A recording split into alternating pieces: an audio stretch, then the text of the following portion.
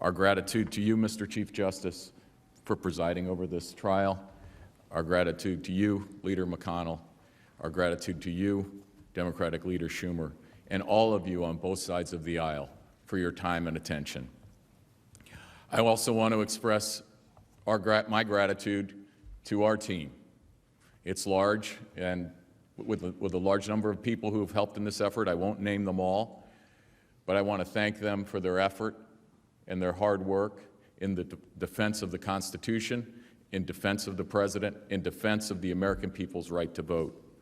I want to thank, as members of that team, the Republican members of the House of Representatives who have also been engaged in that effort throughout this entire period of time, and the Democrats in the House who voted against this partisan impeachment. And I also want to thank the President of the United States for his confidence in us to send us here to represent him, to all of you in this great body, and for all he has done on behalf of the American people. I would make just a couple of additional points. Number one, as we've said repeatedly, we've never been in a situation like this in our history. We have an impeachment that is purely partisan and political. It's opposed by bipartisan members of the House. It does not even allege a violation of law.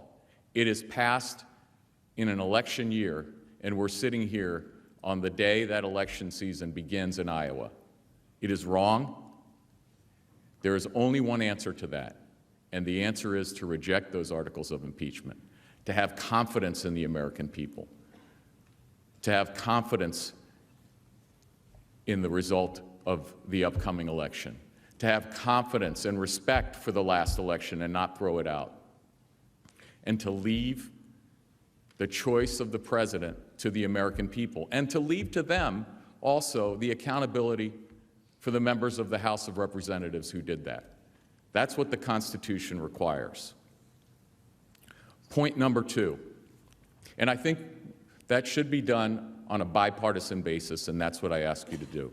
Point number two, I believe the American people are tired of the endless investigations and false investigations that have been coming out of the House from the beginning, as my colleague, Mr. Sekulow, pointed out. It is a waste of tax dollars. It is a waste of the American people's time.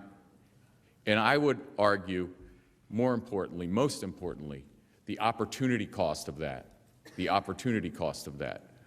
what you could be doing, what the House could be doing, working with the President to achieve those things on behalf of the American people is far more important than the endless investigations, the endless false attacks, the besmirching of the names of good people. This is something that we should reject together, and we should move forward in a bipartisan fashion, and in the way that this President has done successfully. He's achieved successful results in the economy and across so many other areas, working with you on both sides of the aisle, and he wants to continue to do that.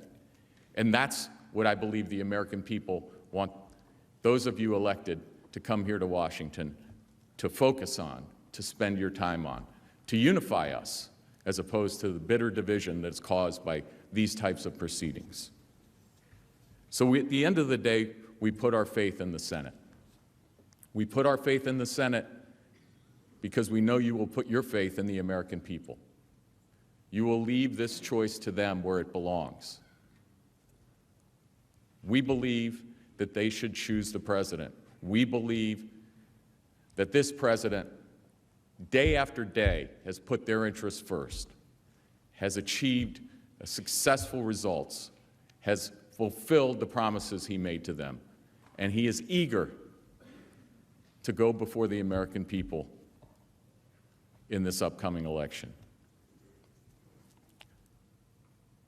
At the end of the day, that is the only result. It is a result, I believe, guided by your wise words from the past, that we can together end the era of impeachment, that we can together put faith in the American people, put faith in their wisdom, put faith in their judgment. That's where our founders put the power. That's where it belongs. And I urge you, on behalf of those Americans, of every American, on behalf of all of your constituents, to reject these articles of impeachment. It's the right thing for our country. The president has done nothing wrong. And these types of impeachments must end. You will vindicate the right to vote. You'll vindicate the Constitution. You'll vindicate the rule of law by rejecting these articles. And I ask you to do that on a bipartisan basis this week and end the era of impeachment once and for all. I thank you from the bottom of my heart for listening to us, for your attention, and for considering our case on behalf of the President. I come here today to ask you, reject these articles of impeachment. Reject these articles of impeachment. I thank you for granting us the permission to appear here in the Senate on behalf of this President. And I ask you, on his behalf, on behalf of the American people, to reject these articles. Thank you. Nothing to do with his duties in office. The process being the same, the facts of President Trump's misconduct being far more destructive than either past president, what then accounts for the disparate result in bipartisan support for his removal? What has changed? The short answer is, we have changed. The members of Congress have changed. For reasons as varied as the stars, the members of this body and ours in the House are now far more accepting of the most serious misconduct of a president, as long as it is a president of one's own party. And that is a trend most dangerous for our country. 50 years ago, no lawyer representing the president would have ever made the outlandish argument that if the president believes his corruption will serve to get him reelected, whether it is by coercing an ally to help him cheat or in any other form, that he may not be impeached, that this is somehow a permissible use of his power. But here we are. The argument has been made, and some appear ready to accept it, and that is dangerous, for there is no limiting principle to that position. It must have come as a shock, a pleasant shock to this president, that our norms and institutions would prove to be so weak. The independence of the Justice Department and its formerly proud Office of Legal Counsel, now mere legal tools at the president's disposal, to investigate enemies or churn out helpful opinions not worth the paper they are written on. The FBI, painted by a president as corrupt and disloyal. The intelligence community not to be trusted against the good counsel of Vladimir Putin. The press portrayed as enemies of the people. The daily attacks on the guardrails of our democracy, so relentlessly assailed, have made us numb and blind to the consequences. Does none of that matter anymore if he's the president of our party? I hope and pray that we never have a president like Donald Trump in the Democratic Party, one that would betray the national interests and the country's security to help with his reelection. And I would hope to God that if we did, we would impeach him, and Democrats would lead the way. But I suppose you never know just how difficult that is until you are confronted with it. But you, my friends, are confronted with it. You are confronted with that difficulty now, and you must not shrink from it. History will not be kind to Donald Trump. I think we all know that. Not because it will be written by never-Trumpers, but because whenever we have departed from the values of our nation, we have come to regret it, and that regret is written all over the pages of our history. If you find that the House has proved its case and still vote to acquit, Your name will be tied to his with a cord of steel and for all of history.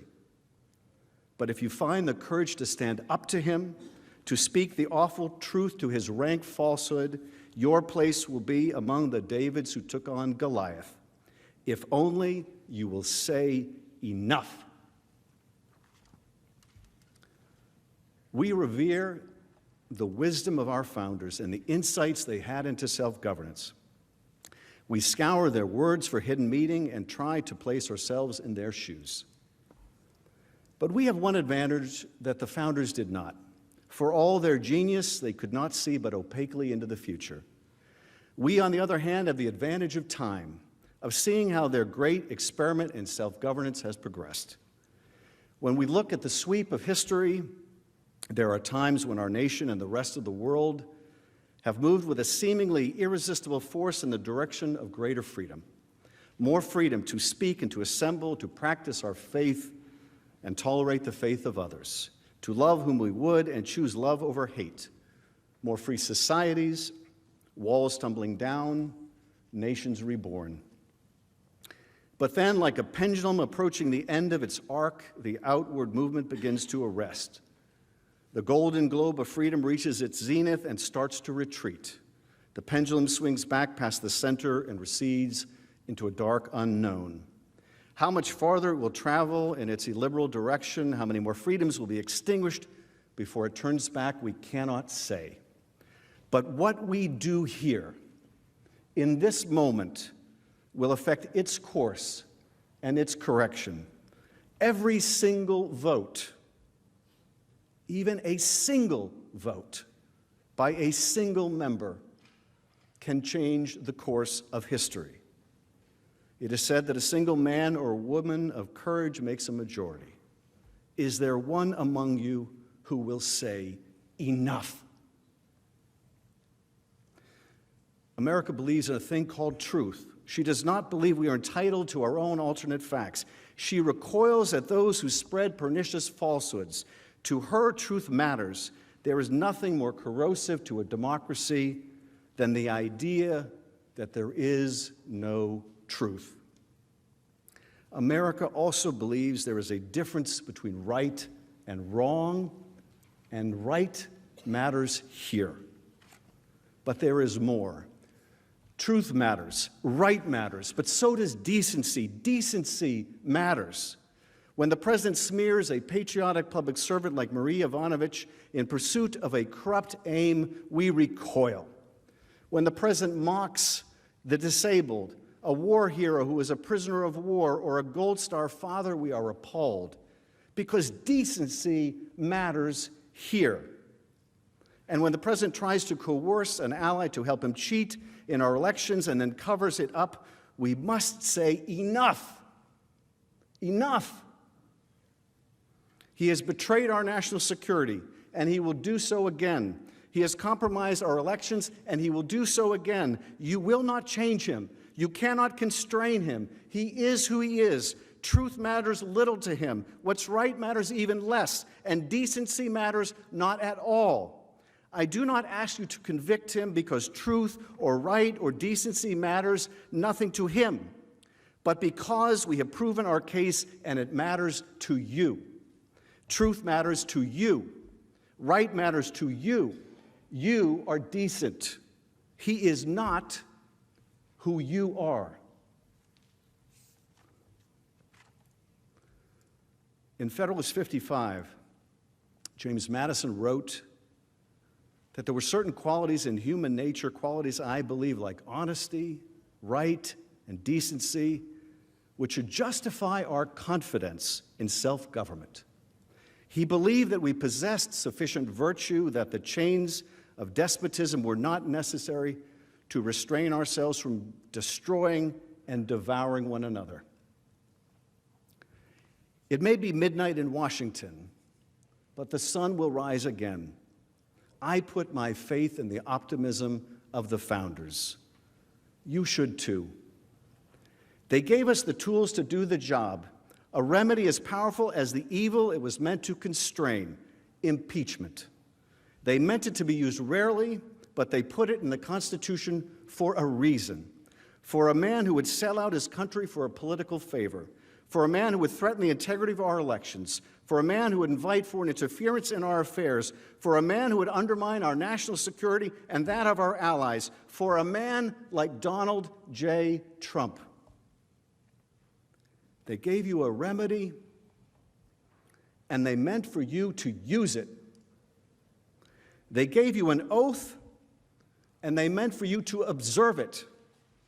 We have proven Donald Trump guilty. Now do impartial justice and convict him. I yield back.